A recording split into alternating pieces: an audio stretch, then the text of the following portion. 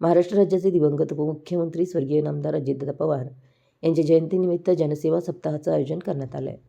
कागल तालुका राष्ट्रवादी विद्यार्थी काँग्रेसच्या वतीनं आज कागल येथील स्वर्गीय गणपतराव घाताडे बौद्धिक अक्षम विद्यालय येथील लहान मुलांना वारकरी पोशाख व खाऊ वाटप करण्यात आलं.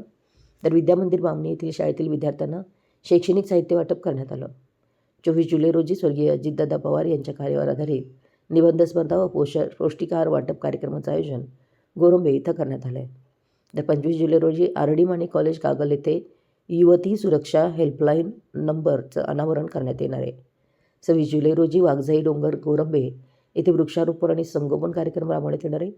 या सर्व कार्यक्रमांचं आयोजन कागल तालुक्यातील राष्ट्रवादी विद्यार्थी काँग्रेसच्या वतीनं करण्यात आलं आहे. यावेळी सुमित पाटील, चिरायू संकपाळ, संकेत चितारी, धीरज पाटील, तेजस चौगुले, गौरव बाबाटे, शर्विल सावंत, रोहित पाटील, विनायक खाटे आदी पदाधिकारी उपस्थित होते. मराठी एस न्यूजसाठी कागलहून प्रशांत दळवी.